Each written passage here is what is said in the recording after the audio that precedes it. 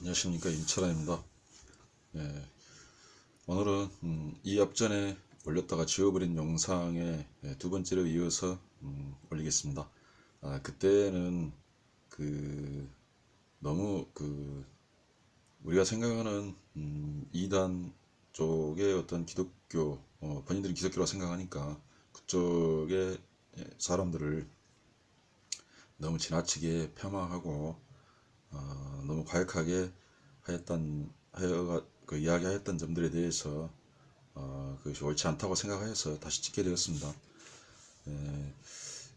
저 같은 경우도 지금 정치적인 극단주의라든가 이런 극단에 치우친 어떤 과격파들 같은 경우를 상당히 사회에 도움이 되지 않는다라고 생각을 하면서 제 자신이 그런 어떤 극단주의 발언을 이렇게 했던 점에 대해서 많이 생각을 하게 되었고, 또 그래서는 안 되겠다, 그런 생각을 하였습니다. 정치나 종교를 떠나서 우리는 항상 온유하고 또 사람들과 화평하며 또 개인적인 삶이 아니라 항상 전체 공적인 사람들, 다수 사회와 사람들을 이렇게 생각하면서 거기서 용서를 하고 이렇게 해야 되기 때문에, 그런 어떤 정말 앞에서 벌어지고 있는 개인의 큰 범죄 이런 거는 용서하지 못할지라도 사회에서 조직적으로 발생하고 있는 그런 공적인 일들에 대해서는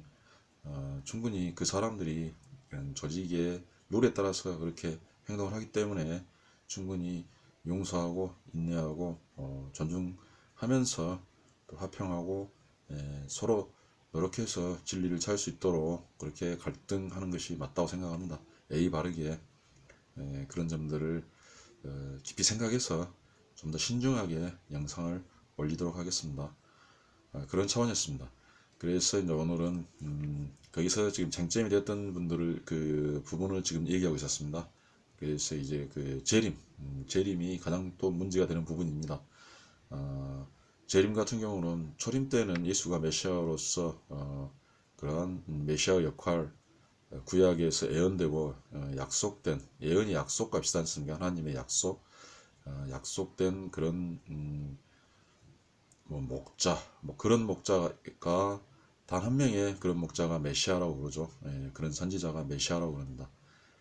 그랬을 때 그러면 과연 예수께서 이후에 자기의 재림을 얘기하고, 또한 재림을 다시 오겠다고 약속하고, 그 다음에 아버지께 가서 너희의 초손을 마련하고, 그 다음에 아버지의 성령을 자기가 보내주겠다 얘기를 하였습니다. 예수께서 보내주겠다. 그 성령을 보혜사 성경이라 하며, 그 성령을 통하여 기독교가 성립되었습니다. 그렇다면 그런 두 가지 약속인데, 그러면 예수께서 자기의 재림 때 자기 대신 보내는 사람, 약속의 목자를 예수께서 약속하였느냐, 지금 그 약속하였다고 지금 얘기하면서 많은 우리가 말하는 이단이라는 종교들이 탄생하였습니다. 그래서 자기가 어떤 재림 때에는 자기를 통하여 구원을 이렇게 한다. 자기를 통하여 이렇게 구원받을 수 있다라고 이렇게 얘기를 합니다. 그럴 경우에 전에도 말했지만 그런 말은 곧 그렇게 되는 것입니다. 하나님과 예수와 그리스도 성령을 받아서도 재림 때는 구원받지 못한다라는 결론을 이르게 되기 때문에, 그 부분에 대해서 여러분이 정리를 하고 깊게 생각하셔야 된다. 그래서 두 번째 판에 의해서 그러면 성경에서 이야기하고 있는, 어차피 하나님의 말씀이시니까 그 말씀의 뜻, 말씀의 논리, 그 말씀의 논리에 대해서 한번 알아보도록 하겠습니다. 그러니까 그 논리를 저희들이 논리적으로 해석을 한다, 논증을 한다, 그것입니다. 말씀에 따라서, 문장에 따라서 합리적으로 추론한다, 이렇게 생각하시면 되겠습니다. 그럼 히브리서를 한번 다시 반복하겠습니다. 히브리서 13장 5절. 돈을 사랑하지 말고 있는 바를 족한 줄로 알라. 그가 친히 말씀하시기를 내가 결코 너희를 버리지 아니하고 너희를 떠나지 아니하리라 하셨느니라. 그렇습니다. 이게 버리지 않고 떠나지 않으셨다는 것입니다. 그런데 왜 또 다시 오신다고 말씀하셨을까요? 그런 부분들, 논리적 이 충돌이 날 때 과연 이걸 어떻게 해결해야 될 것인지, 그 부분들, 그 부분들 아마 다시 온다는 것은 사람들이 버리고 하나님처럼 영이 죽어버리면 떠나실 수도 있다는 것을 생각하셔야 됩니다. 여기에 지금 이 말을 듣는 사람들은 영이 살아난 사람들에게 이렇게 들릴 수 있습니다. 버림받지도 않고 떠나지도 않았다. 이렇게 생각하지 않는 이상 이 논리못은 해결할 방법은 없습니다. 두 번째, 이거 깊이 생각하십시오. 천천히 생각하십시오. 천천히. 그 다음에 그 성경은 신서가 아닙니다. 신이 썼다. 하나님이 살아계신 하나님이 영으로 썼다. 영을 썼는데 그러면 이거를 특별한 사람 신이 읽으라고 쓴 책이 아니라는 것입니다. 사람을 구원하기 위해서 쓴 책입니다. 미련한 자들이 듣고 깨달아 구원을 받게 하기 위하여 쓴 내용입니다. 그렇게 아셔야지. 인서입니다. 인서. 쓴 사람은 살아계신 하나님의 영, 읽는 사람은 사람입니다. 사람을 위해서 쓴 것입니다. 그렇게 아셔야 됩니다. 그게 논리에 맞죠. 잘 생각해 보십시오. 신을 위해서 쓸 필요 있겠습니까? 같은 신이 신을 구합니까? 성경에? 그렇지 않지 않습니까? 하나님이 용을 구원하기 위해서 성경을 썼습니까? 용도 어떻게 보면 하나님과 비슷한 어떤 그런 이미지지 않습니까? 짐승을 구하기 위해서 썼습니까? 아니지 않습니까? 사람을 구원하기 위해서 그런 것입니다. 모든 육체의 영을 보여주기 위해서 성경을 쓴 것입니다. 구약 때부터. 그 다음에 사도행전 1장 11절을 보겠습니다. 이르되 갈릴리 사람들아 어찌하여 서서 하늘을 쳐다보느냐 너희 가운데서 하늘로 올려지는 신 이 예수는 하늘로 가심을 본 그대로 오시리라 하였느니라. 이때 보면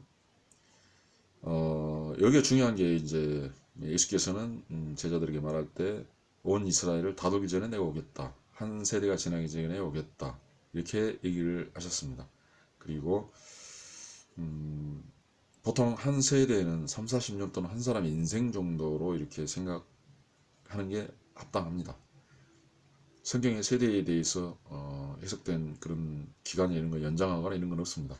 그랬을 때 이 지금 한 세대가 2000년 후에 그것도 이스라엘에서 너무 멀리 떨어진 한국이라든가 여기에 다시 오신다 이런 이야기는 하신 적이 없습니다.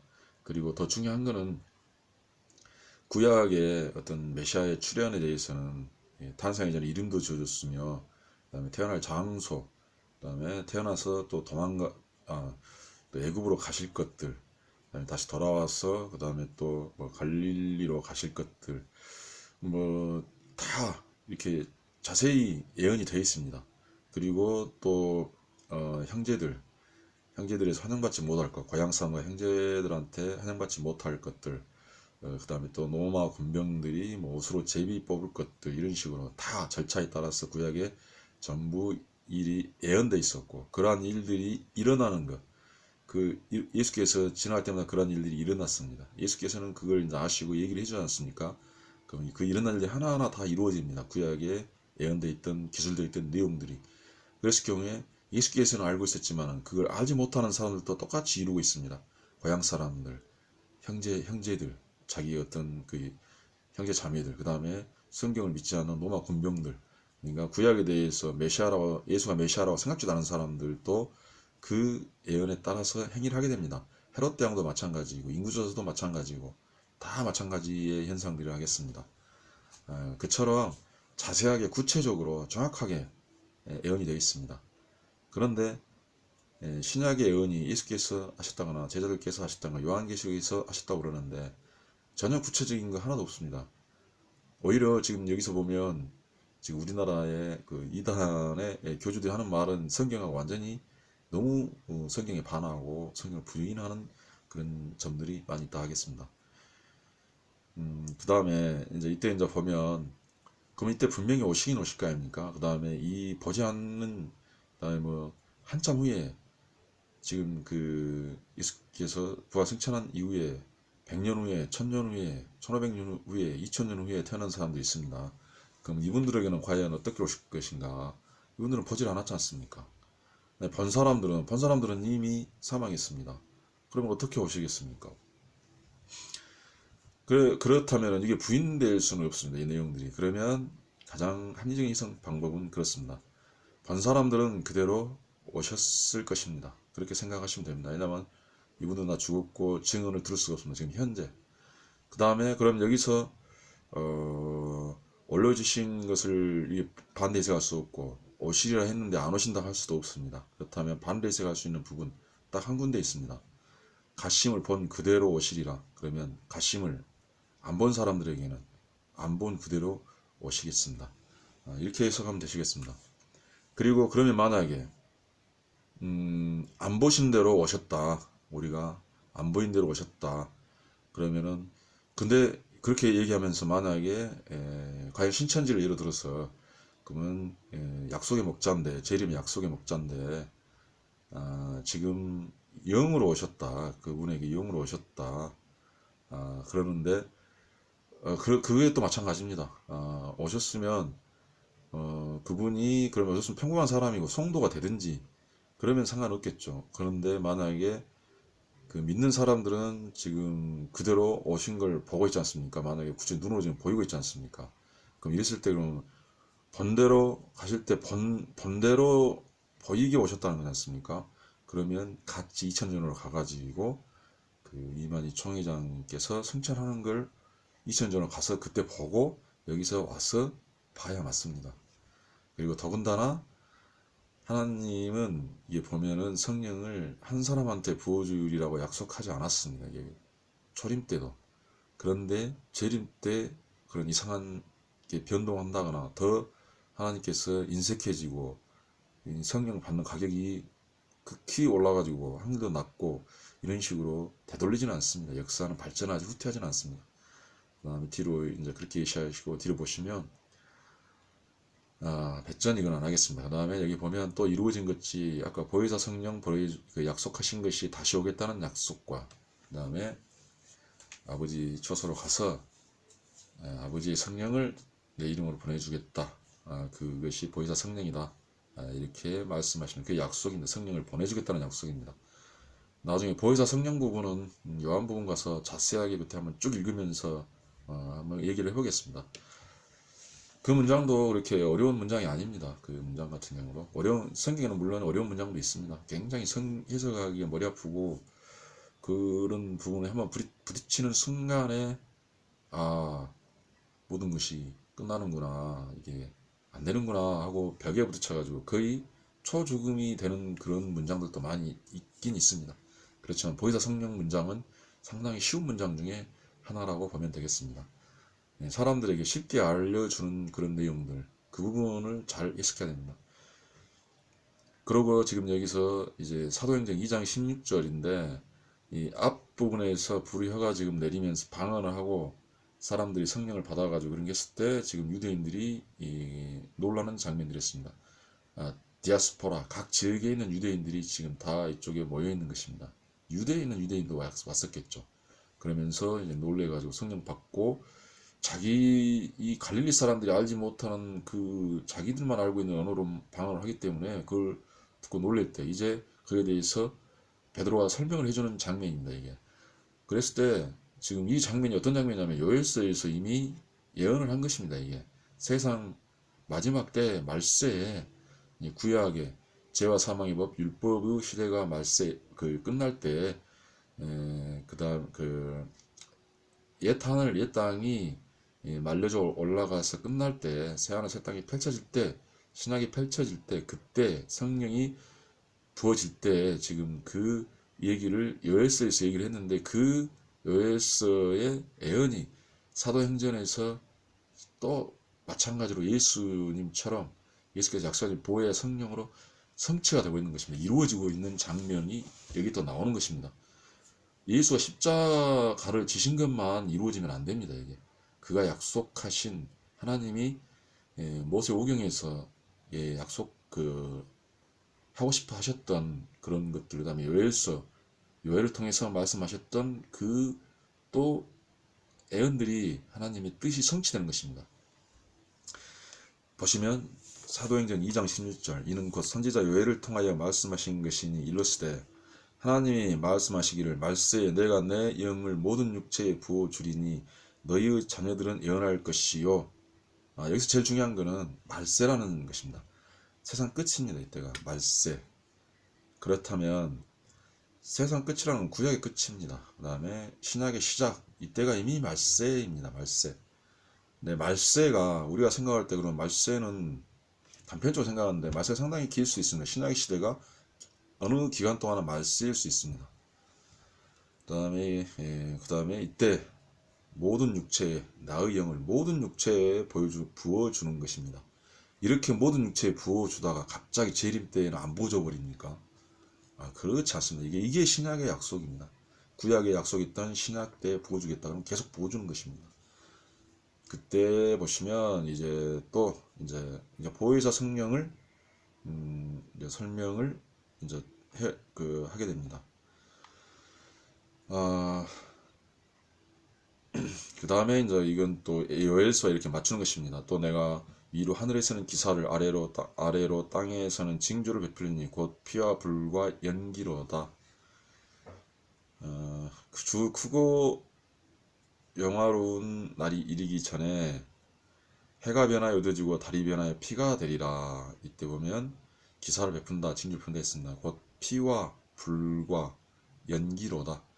불은 제가 이 앞전에 지금 계속 설명을 해왔습니다. 불다, 바람, 호흡, 이기는 로고스, 말씀, 그 다음에 연기는 제단에서 불어서 재물을 태워서 이게 사라지면 연기로 올라가서 상납이 되는 것입니다. 이게 그때 이 연기는 하나님의 불을 받은 우리가 육체를 불태우는 이게 불어서 이게 호흡으로, 그러니까 호흡도 하나님이고 불도 하나님이고 말씀입니다. 이게 그랬을 때 우리의 지금 우리의 이야기가 우리의 지금 하나님의 말씀을 받는 우리의 이야기가 위로 올라가서 과연 그것이 하나님 뜻하고 합치하는가, 상납이 되는가, 이렇게 올라간다는 표현입니다. 연기는 이제 성경에 내려가지고, 연기는 물론 그게 또 왜냐하면 우리 마음이 하나님하고 같으면 우리가 하나님 연기 속에 모세처럼 들어갈 수 있는 것입니다. 그렇지 않으면 이게 죽게 되니까 두려워하게 되고 무서워하게 되지 않습니까? 죽으니까. 죽지 않습니까? 하나님을 만나면 죽는다고 얘기하지 않습니까? 죽어야 되지 않습니까? 그 연기가 돼야 됩니다. 번제물이 불 말씀에 태워져서 올라가듯이 이렇게 아셔야 됩니다. 근다 그래서 이게 상징이지 정말 이게 막 육체가 죽고 사는 문제는 중요치 않은 것입니다. 이게 성경은 지금 영이 사느냐 죽느냐 이 얘기를 하고 있습니다. 그렇게 하시고 반드시 살아있는 자가 또 육체가 죽어있는 자가 산 자는 아닙니다. 산 사람 중에 산 자가 있지 않습니까? 예수 그리스도. 죽은 자가 죽은 자를 장례식 치르도록 하고 산 자는 나를 따라 그럴 때 육체도 살고 영도 살아있는 것이죠. 물론 그때 영도 미약해가지고 그런 상태가 성령을 다시 받아야 되지만 누세례만 해가지고 그런 내용들을 좀 크게 이해하시면 되겠습니다. 그 다음에 주 크고 영화로운 날이 이르기 전에 그렇습니다. 이게 주 크고 영화로운 날이 그 구약의 약속 언약을 성취하는 날입니다. 첫 번째는 하나님의 영광을 보이는 날이 곧 예수의 십자가 지는 날이고 또 다음에 성령이 사람들에게 부어지는 그 영화로운 날입니다. 그 다음에 해가 변하여 어두워지고 달이 변하여 피가 되리라. 이거는 뭐 그때 십자가에서 일어났던 어떤 징조도 되겠지만은 영화로운 날 이후에 보면 그 성령 받은 이때 예수를 따르던 제자들분들과 이분들은 전부 다 순교를 하게 되겠습니다. 피를 흘리게 되겠습니다. 그런 점들. 그래서 달이 변하여 피가 되리라. 그 다음에 하나님이 이게 해달 별은 또 나중에 설명하겠습니다. 하나님이 오른손으로 예수를 높이심에 그가 약속한 성령을 아버지께 받아서 너희가 보고 듣는 이것을 부어주셨느니라. 여기서 보면 지금 하나님도 살아계시지 않습니까? 오른손 예수를 높이심 예수께서도 살아계시지 않습니까? 또 그가 약속하신 거 아버지께 가서 초소를 마련하고 성령을 보내준다고 하셨지 않습니까? 그래서 성령 아버지께 받아서 너희가 보던 이것을 부어주셨지 않습니까? 지금 옷은 성령 때 부어주셨다고 얘기하지 않습니까? 보혜사 성령을. 이때 예수께서는 지금 살아계시지 않습니까? 근데 지금 하나님과 예수도 죽으시고 성령도 우리에게 내리지 않고 그것이 마지막 때이고 약속의 목자 앞에 그를 통하여 구원을 받으려고 하는 것이 합당하는지 성경을 정확하게 잘 읽으셔야 되겠습니다. 강요는 하지 않겠습니다. 저 같은 경우는 지금 성경의 바른 뜻 그걸 정확하게 정교하게 해석하는 데 집중하고 있지 사람들에게 그것을 알리는 데 집중하고 있지 뭐 전도를 한다거나 신천지 성도들을 개종한다거나 이거하고는 전혀 상관이 없습니다. 지금 그 다음에 그들이 이 말을 듣고 마음에 찔려 베드로와 다른 사도들에게 물어 이르되 형제들아 우리가 어찌할까 하거늘. 그렇죠. 성령이 내린 것을 보고 그 다음에 방언 자기들만 알고 있는 다른 나라 외국어를 거기도 안 가본 사람들이 막 해버리니까 그래서 놀랬고 그다음에 그거에 대해 설명을 듣고 이제 겁을 먹은 거죠. 이제 하나님의 살아있는 하나님의 능력을 이 사람들이 느끼니까 겁을 먹었죠. 그래서 이제 우리는 어떻게 하면 좋겠나 이렇게 물어보니까 베드로가 이르되 너희가 회개하여 각각 예수 그리스도 이름으로 세례를 받고 죄의 사함을 받으라. 그리하면 성령의 선물을 받으리니. 그러니까 여기서는 기독교 원리를 얘기한 겁니다. 회개하고 예수 그리스도 이름으로 세례를 받고 죄의 사함을 받으면 아까 그런 성령을 선물을 받으리니라 이렇게 얘기합니다. 그 말을 받은 사람들 이 말을 듣고 이 사람들은 현장을 봤기 때문에 믿었지 않습니까? 세례를 받으면 바로 세례를 받았겠죠. 이 나라 신도수가 3천이 달하리라. 이거는 요한이 얘기했죠. 나는 물세례를 하지만 내 뒤에 오신 분은 성령으로 세례를 할 것이다. 성령의 세례를 받은 것입니다. 이들이 다 성령을 받은 것입니다. 이때 중요한 것은 회개와 죄사함은 오직 예수 그리스도의 이름으로 세례를 해야 된다는 성령을 받아야 됩니다. 재림 때도 마찬가지입니다. 그때 십자가 오신 성령 이후에 성령은 똑같습니다. 영원히 동일하시지 않습니까? 그리고 예수님께서 살아계시지 않습니까? 성령을 받으면 알 수 있습니다. 하나님과 예수와 성령이 나를 떠나지 않았다는 것을 위에도 얘기했지 않습니까? 결코 버리지 않고 떠나지 않는다고 했습니다. 그러면 왜 떠나느냐? 내가 우상을 받아들이고 나의 영을 내가 스스로 죽여버리니까 촛대를 옮기듯이 하나님과 예수는 떠날 수밖에 없습니다. 그래서 나는 사망 상태에 있게 되고 그래서 더욱 우상을 믿게 되고 그 다음에 선지자들과 아브라함과 이삭과 야곱도 다 죽어있게 되고 그런 것입니다. 그 다음에 이제 그 밑에 이제 제가 설명을 하겠습니다. 그렇다면 이제 성경에는 계속 하나님 살아계신 하나님을 얘기합니다. 살아계신 하나님께 맹세를 하는 내용들이 구약에 너무 많아서 기억에 남지 않을 수도 있습니다. 읽어보시면 알 것입니다. 다 그렇게 살아계셨습니다. 그 다음에 또 예수님도 마찬가지입니다. 쭉 이제 밑에를 보시면 마태복음 22장 32절 나는 아브라함의 하나님이요 이삭의 하나님이요 야곱의 하나님이로라 하신 것을 읽어보지 못하였느냐. 하나님은 죽은 자의 하나님이 아니요 살아있는 자의 하나님이라 하시니라. 이때 하시는 말씀이 그것입니다. 곧 아브라함과 이삭과 야곱은 육체로는 죽어있지 않습니까? 근데 이 사람들은 죽은 게 아닙니다. 왜냐하면 성령, 영으로는 죽은 자가 아닌 것입니다. 살아있는 이들이 지금도 살아있습니다. 이 살아있는 사람들의 하나님이라는 것입니다. 그 다음에 예수님도 더군다나 하물며 메시아가 죽었겠습니까? 지금 메시아도 이게 뭐 한참 전의 사람이지 않습니까? 1000년, 2000년, 3000년 그 전에 사람들도 살아있다고 얘기하지 않습니까? 근데 지금도 아브라함과 이삭과 야곱이 살아있는데 그럼 예수는 죽어 있겠습니까? 마찬가지입니다. 바울이나 순교자들도 다 살아있습니다. 그래서 우리의 영이 죽어 있으면 계시록 읽을 때 이분들 빼고도 나머지 수많은 순교자들 있지 않습니까? 그 순교자들이 제단 밑에서 신혼을 하는 걸 탄원하고 있다고 그러는데 그럴 때는 어떨 때나 그 사람이 다른 사람들이 성령이 내가 죽어 있을 때 그렇게 계시록이 읽어집니다. 그 앞부분이. 그렇지만 계시록의 내용은 그것입니다. 이게 성령이 죽었을 때 성령을 받지 못한 사람들에서 받아가는 과정을 얘기합니다. 그러면 성령을 받으면 그 어떻게 되느냐? 그러면은 아브라함과 이삭과 야곱도 안 죽었을 뿐더러 예수도 죽지 않았고 수많은 순교자들도 죽지를 않았습니다. 그리고 그 사람들은 거룩한 하나님의 나라, 거룩한 나라, 하나님의 나라의 보호자에 앉아서 심판권을 행사하는데 계속 행사하고 오고 있는 것입니다. 이게. 근데 그 죽어있는 사람한테는 그 사람들이 보이지 않다. 자기가 살아나면은 같이 살아나는 것입니다. 살아난 걸 이제 아는 것입니다. 이게 자기가 모르다가 그때 깨달은 것입니다. 성령을 통하여. 그런 얘기들입니다. 쭉 보면 이제 삶과 죽음에 대해서 이제 설명을 합니다. 그런 내용들이 지금 많은데 최대한 줄이겠습니다. 이게 지금 줄이고 이제 그리스도께서 고전 15장 20절 이제 그리스도께서 죽은 자 가운데 다시 살아나 잠자는 자들의 첫 열매가 되셨나. 이제 예수께서 부활하셨는데 이 부활의 의미가 죽은 자 가운데 살아나셨는데 잠자는 자들의 첫 열매, 잠자는 자가 죽은 자지 않습니까? 예수께서 자고 있다 그러는 게 죽어 있다라고 이렇게 다시 부연 설명이지 않습니까?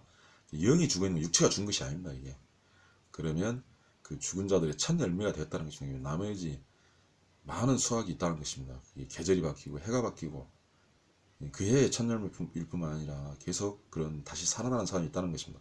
그래서 여기서 지금 부활 의미도 우리는 지금 영적으로 생각해야 됩니다. 이게 메시아가 우리에게 보여진 예표를 봤을 때 정확히 구분해서 이해를 해야 됩니다. 이게 그냥 한번 들어보십시오. 밑에 보면 어리석은 자여 내가 뿌리는 씨가 죽지 않으면 살아나지 못하겠고 고전 15장 36절입니다. 씨 이 말씀인데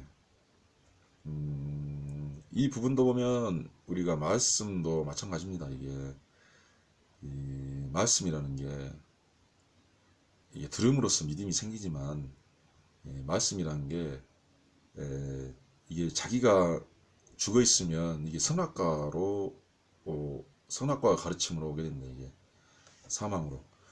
그렇지만 자기의 영이 살아나야만이만 이게 생명나음으로써 이렇게 우리가 살아나는 것입니다. 그러듯이 이 말씀을 다른 사람을 통하여 들을 수밖에 없습니다. 다른 사람을 통하여 뱀을 통하여 우상을 통하여 모형과 그림자를 통하여만이 우리가 처음에 받게 됩니다. 구약을 받듯이 구약처럼. 그러면 이 구약의 때가 말세 세상 끝처럼 끝나야 살아나는 것입니다. 그걸 끝내지 못하면 마지막 때 오지 않으면 살아나지 못하는 것입니다. 구약에서 신약으로 넘어가야 되는 것입니다. 그 다음에 죽은 자의 부활도 그와 같으니 썩을 것으로 심고 썩지 않을 것으로 다시 살아나며 구약은 모형과 그림자는 곧 육체적인 어떤 그런 소욕들과 이야기들입니다. 육체는 반드시 썩게 되겠습니다. 뒤에 보면 이게 쭉 읽다 보면 이 내용이 계속 나옵니다. 이게 대꾸로서.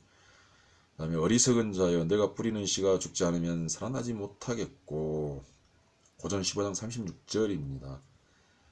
신약에서도 이 말씀을 이렇게 들었으면 이 뿌리는 씨를 이게 집착하면 그게 곧 구약처럼 선악과와 같습니다. 이게 그게 썩어져 없어야 되는 것입니다. 그래서 이단이 많이 나오는 이유들이 그런 내용들입니다. 구약 때처럼 해석을 하기 때문에 신유대주의처럼 해석하기 때문에 율법주의로 해석하기 때문에 이단 사이비가 되는 것입니다. 이걸 율법이 아니라 완성된 율법으로 생명으로 해석해야 됩니다. 그 다음에 쭉 다시 설명했습니다. 고전 15장 42절 죽은 자의 부활도 그와 같으니 썩을 것으로 심고 썩지 않을 것으로 다시 살아나며 죽은 자의 부활이 마찬가지입니다. 이게 죽은 자가 이 육체가 죽은 자가 아니라 지금 성령이 없는 죽은 자입니다. 썩을 것으로 심고 썩지 않을 것으로 다시 살아나면 썩을 것으로 심어버리는 게 씨를 심듯이 심는 것입니다. 이렇게 육체, 그 다음에 말씀, 육체의 말씀으로 심고 영적 말씀으로 썩지 않을 것으로 다시 살아나야 됩니다. 거듭나야 된다는 것이죠. 그 다음에 고전 15장 43절 욕된 것을 심고 영광스러운 것으로 다시 살아나면 영광이 뭐지? 하나님의 영광을 보이는 게 무엇이었습니까? 십자가에서 예수께서 죽으심을 당하신 것이 하나님의 영광입니다. 그 다음 이후에 그리스도의 영, 보혜사 성령을 사람들에게 보여주는 그것이 영화로운 날입니다. 영광입니다. 그런 내용들입니다. 그때 다시 살아나는 것입니다. 영적으로. 그 다음에 육의 몸으로 신고 신령한 몸으로 다시 살아나니 여기서 나오지 않습니까? 지금까지 욕된 거, 씨 이런 게 육체적인 그런 것들입니다. 구약, 모형과 그림자, 죄와 사망의 법이라는 것입니다. 신령한 몸으로 다시 살아나니 육의 몸이 있으니 또 영의 몸이 있느니라. 이 신령한 몸으로 다시 살아난다. 이때 신령한 몸, 이게 지금 하나님의 형상을 회복하는 겁니다. 구약의 모형과 그런 그림자를 이 살아있는 그 성령, 그걸로 다시 이렇게 그 형상으로 부활하는, 거듭나는 것입니다. 이때 보면 이 형상을 잘못해가지고 영의 형상도 육체처럼 생기지 않았나라고 지금 과학주의자들이 지금 김명은 교수도 좀 그렇게 얘기를 한 것 같습니다. 그건 굉장히 위험합니다. 왜냐하면 그럴 경우에는 물론 이단은 아니지만은 성령을 육체와 우상화 시켜버리는 순간에 이건 깨닫지 못하게 되어 있습니다. 그게 곧 사망으로 내려가는 것입니다. 점점 무적응에 가까워지는 것입니다. 새벽별이 계명성이 떨어져 땅에 박히는 현상입니다. 육체 속으로 들어가는, 육체화되는 그런 것입니다. 이게 주의해야 됩니다. 그런 게. 그 다음에 고전 15장 52절 나팔소리 나면 죽은 자들이 썩지 않을 것으로 다시 살아나고 우리도 변하리라. 나팔소리, 이게 보통 보면 하나님의 임재와 나타나심, 하나님의 말씀입니다. 이때 죽은 자들이 분명히 아까 말했죠. 죽은 자들은 지금 육체가 죽은 자들이 아닙니다.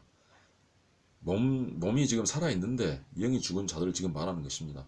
근데 막 이때 보면은 이미 과거에 숨겨있던 사람들이 그 사람들이 먼저 살아난다고 생각하는데 그 사람들은 아까 말했죠. 죽은 자가 아니지 않습니까? 보좌에 앉아있지 않습니까? 살아계신다니까요. 하나님처럼, 아니면 예수 그리스도처럼. 그리고 그게 당연히 이 말씀을 들으면 성령을 받지 못하면 성령 받으면 그때 영이 먼저 살아나겠죠. 그 사람들은. 근데 바울 같은 사람은 이미 육체도 살아있지만 영도 살아나 있지 않습니까? 지금 바울 같은 경우. 그럼 이 사람들은 변화를 하는 것입니다. 업그레이드가 한 번 더 되는 것입니다. 그런 내용입니다. 영이 또 크게 변화를 한다. 지금 그런 얘기입니다.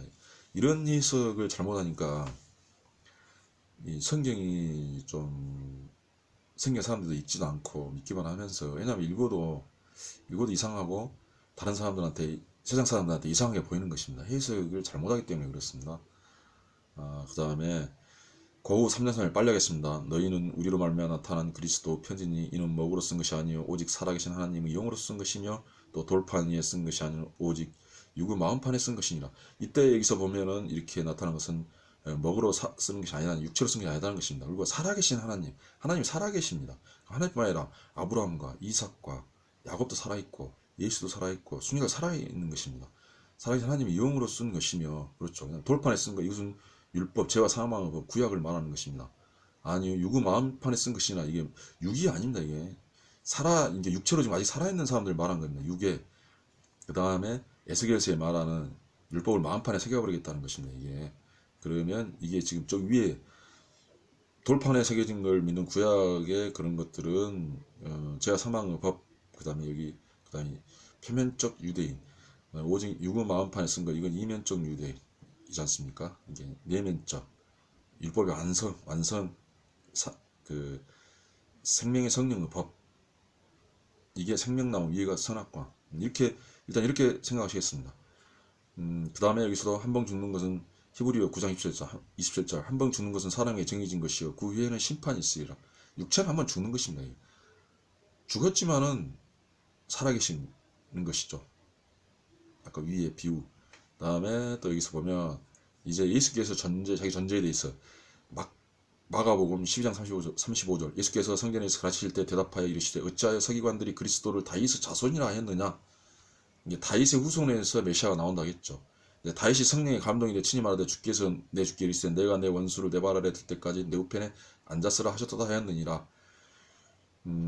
다윗이 그리스도를 주라 하였은즉 어찌 그 자손이 되겠느냐 하시니 많은 사람들 즐겨 들어. 이때 다윗이 그리스도를 주라 했다는 것입니다. 이 그리스도는 예수 그리스도를 말하는 것입니다.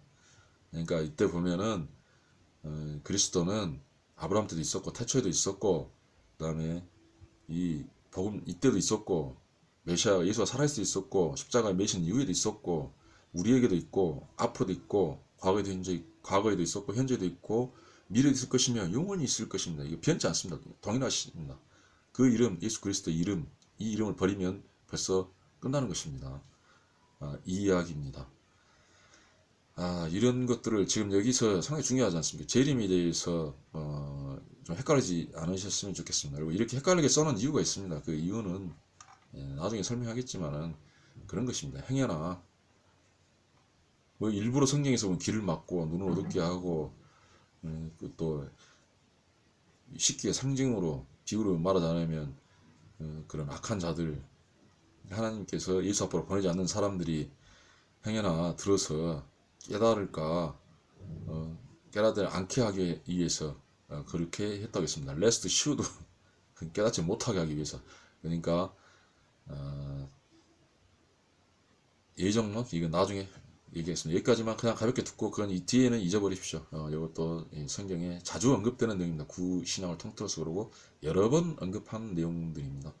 그 부분을 알고 있으면 되겠습니다. 그래서 분명히 아셔야 될 것은 이 성경에 대해서 이렇게 해석을 하는데 다 해석을 하면은 또 안 되겠습니다. 그리고 다 해석이 되지도 않을 뿐더러 또 그렇다고 해서 성경 해석을 막 이렇게 많이 넘어가지 않습니까? 신천지도 마찬가지고 자기들만 필요한 데만 하고 안 하는 데가 굉장히 많습니다. 그렇게 하라는 건 아닙니다. 또. 네, 감사합니다. 빨리 끝냈습니다. 여기서 방송까지 나오고. 네.